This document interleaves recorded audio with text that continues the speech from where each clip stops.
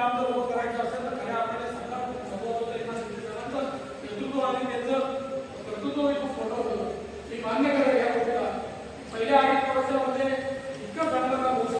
कुठेतरी हरियाणामध्ये, पंजाबमध्ये, उत्तराखंडमध्ये किंवा दिल्लीमध्ये किंवा पाकिस्तानमध्ये आता देशात आपल्याला केली जातात. मग अशा टायमाला भाव दाखवण्याचा अधिकार केंद्र शासनाने एक केंद्रीय दाब पातळीवर प्रत्येक समिती सोबतीचा भाव केला पाहिजे, जेणेकरून